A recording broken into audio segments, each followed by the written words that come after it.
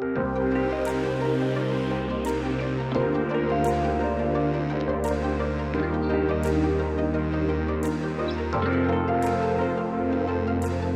fellow readers and readresses. This is going to be a quick impromptu video because I was getting rid of some books and then I remembered that some of you have left comments in my previous videos asking for this type of content. It seems that quite a bit of you are interested in what kind of books I'm getting rid of and why exactly, and since it cost me nothing to film it, I thought why not? I'm going to try to make this video as quick as possible, telling you a little bit about the book itself, mostly its tropes and its general setting without getting into too many details, and giving you a few reasons why this book wasn't for me and I decided to get rid of it. I was also going to suggest initially that you reach out if you wanted any of the books on this list, but then I remembered that I live at the end of the world and wherever you are, you'll probably have an easier time finding these books anyway. So enough preambles and disclaimers. Let's get into the books. First, I'm going to quickly go through 5 books that actually were in one of my recent videos where I did sort of an Unhaul reading challenge. You can watch it over here. I picked 10 books at random from my bookshelf that I haven't read before and didn't really feel excited about reading in general. I read 20 to 50 pages from each of them and then I decided whether to keep the book or not. Out of those 10 books, 5 managed to win my interest and remain on my bookshelves,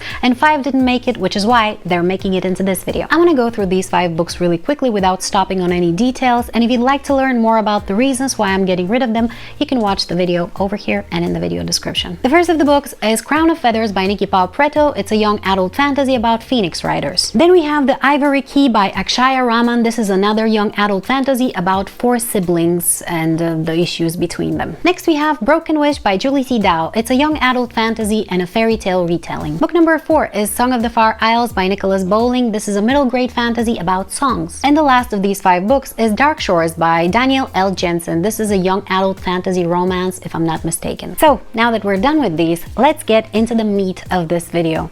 Meat and potatoes? The main point of this video, shall we call it. The first book we're going to start with is The Immortals of Meluha by Amish Tripathi. This is an Indian-inspired adult fantasy and the first book in the Shiva trilogy. I am really sad to get rid of this book because it was actually recommended to me by my friend Monica, who is Indian herself, and this is the first Indian-inspired fantasy that I ever read. Unfortunately, while the story was interesting, the writing style of the author was really dry and it kind of put a big distance between me and the characters, and as such I could never feel connected to them, so I was ultimately uninterested in the outcome of their struggles. I don't know if the story was originally written in Indian and then translated to English, which caused the writing style to appear so dry, or whether it was written in English to begin with. Either way, the result is the same. I did not enjoy it. It's gonna go. Another sad thing about this is that my cats actually managed to get to the book and deliver some spectacular damage to it. Next we have a book that for the life of me I couldn't tell you why I bought and I purchased myself. The book is called Skunk and Badger by Amy Timberlake. This is a middle grade fantasy about a badger who is forced to live with a skunk and then their adventures together while they're getting to know each other and getting used to each other.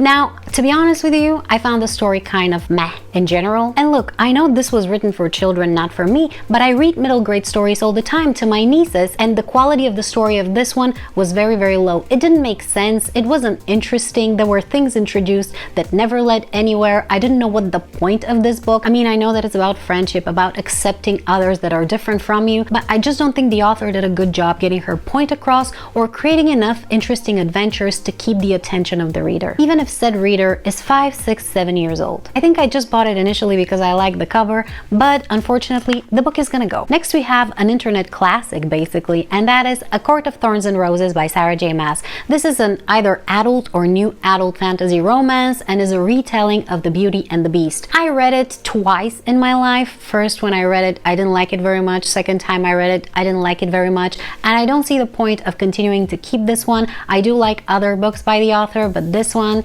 this series in general, is definitely not for me. I can't stand the characters, I can't stand their dynamics, so I'm just gonna get rid of this one. I'm sure somebody else will be very happy to read it. Next we have 2 books from the same series, and those are The Atlas Six and The Atlas Paradox by Olivie Blake. This series is a very popular young adult dark academia fantasy, and I read The Atlas Six at the end of last year and I absolutely detested it. It made the worst books of the year for me, and given that I've already read another book by the author, Alone with You in the Ether, and hated that one too, I decided there's no point of keeping any of her books anymore and I'm just gonna get rid of all of them. Which leads me to Alone with You in the Ether by Olivie.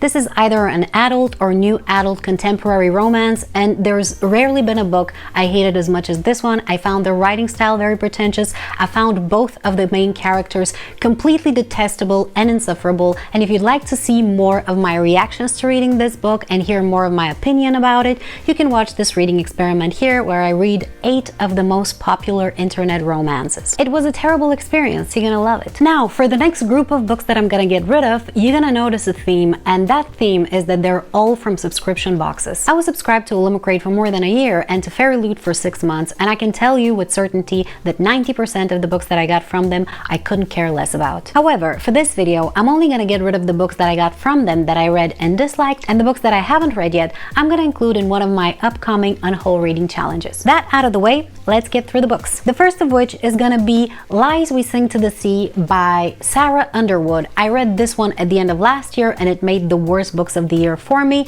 Not gonna talk about it too much. You can watch the video over here. The only thing I'm gonna say is that this book is supposed to be inspired by the Odyssey, and it's terrible. Next, we have another book that made the worst books of 2023, and that is Babel by R.F. Kuang. A lot of people are probably gonna be surprised or upset with me for that, but honestly, I don't care. This is supposed to be a historical fantasy, but I found the fantasy to be very stunted and very flat. I found the book itself to be very unoriginal, very preachy, very full of linguistic theory, kind of unnecessarily at times, as though the author was bragging about her knowledge without actually having any original thought based on that knowledge, and I found all of the characters to be essentially cardboard cutouts. It's very pretty though. As you can see, the Olivie theme has spared no effort in making this book absolutely gorgeous. However, I'm not just gonna keep it for that reason. I'm sure somebody else is gonna be very happy to have it. Next, we have yet another book that made the worst books of 2023, and that is Song of Silver, Flame Like Night by Amélie Wen Zhao. If you'd like to learn more about why I dislike this book so much,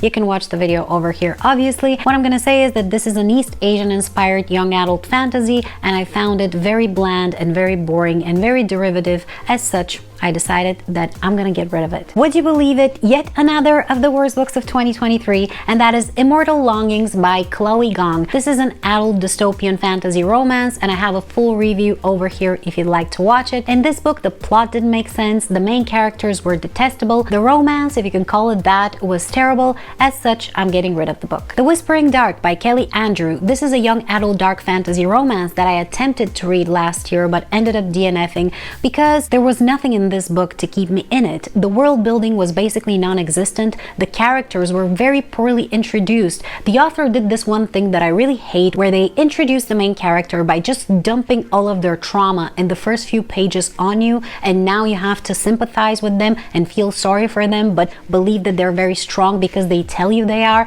This thing doesn't work, okay? It is telling, not showing, and while sometimes that works, in this particular case, it doesn't, because I feel like this stranger is just unloading on me, and I'm basically left apprehensive to that character rather than actually feeling for them. On top of that, a lot of the things in this book that were important to the plot seem to be happening off page, and I'm sorry, but I'm not interested in reading a book that suggests that there is a story somewhere out there, but not here. So I decided to give it up and not waste my time. Next, we have a book that's actually not that bad, and that is The Book Eaters by Sunyi Dean. I hope I'm pronouncing the author's name correctly. This is an adult fantasy that has vampires, but not really. They're similar to vampires. They actually eat stories from books, but some of them have a defect that makes them eat the minds of people, and we follow a woman who's one of those non-vampires whose son actually has this defect, and she's trying to escape and find a solution to his problem. And the book as a whole, as I mentioned, is not that bad. The writing style is very good, the plot makes sense, the pacing is very nice. Unfortunately, I did not like some of the morality or lack thereof when it came to our main character and the way she treated people when it came to the situation of her son. And I don't want to say more because I don't want to spoil the book for you, but frankly, it's just a personal thing. I think either way, I'm not planning on keeping this book. It's gotta go. Alright, we have 6 more books to go through, and all of those are going to be a part of a reading experiment that I did in the early days of this channel back in 2022, which you can watch over here, where I read all of the books I had gotten from Olivie at the time and decided whether they're worth it or not. I think the total books in that video was 10, and as you can see, 6 didn't make it. We're gonna start with the first book I ever got from Illumicrate, and that is Iron Widow by Shiran J. Zhao. I'm not gonna go into this book too much. Again, you can watch the video if you're curious, but honestly, I did not like this book whatsoever. I did not like the main character. I did not like her relationships with the other characters, which were basically a background for her to run around and wreak havoc. I did not like the world building particularly because it had the potential to be great, but it wasn't executed well. Generally speaking, I just did not like the book, and I know a lot of people do, but I stand behind my opinion. That's that. The book has to go. Then we have A River Enchanted by Rebecca Ross. This is a young adult fantasy that is inspired by Scottish lore, if I'm not mistaken. Please don't quote me on that. Honestly, why I dislike this book is because to this day, I couldn't tell you whose story the book was trying to tell or what the story actually was. It was very vague, the pacing was very weird. I couldn't necessarily tell the characters' motivations, so at the end, I did not have a good time and I decided to get rid of it. The Drowned Woods by Emily Lloyd Jones. This is another young adult fantasy inspired by Scottish lore, if I'm not mistaken. Again, take this with a grain of salt. I remember that this book's plot was full of holes. I did not like any of the characters. None of them was interesting enough to keep my attention, and I will again advise you to watch the video because I have way more to say in it. Long story short, the book is going. Next, we have a book that I can't say anything bad about, and that is Portrait of a Thief by Grace D. Lee. Why I can't say anything bad about this book is because I didn't actually read it. I read like 10 pages from it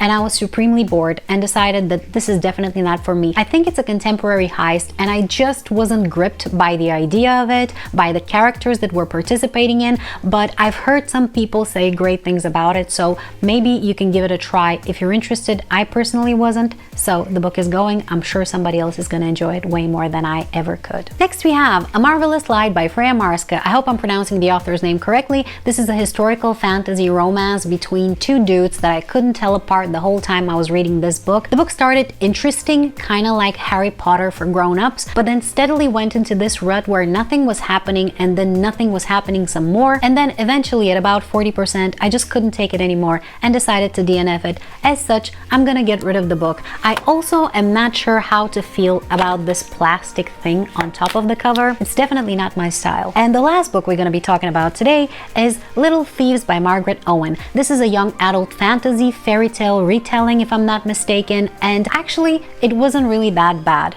Unfortunately, this is book number 1 in a series that I have absolutely no interest in continuing with. I read the story and it was okay, and especially in comparison with the other books, but I wasn't that excited in general. The stakes weren't that high. I didn't really like the main character, though the supporting characters were much better, honestly. Still, the book is not for me.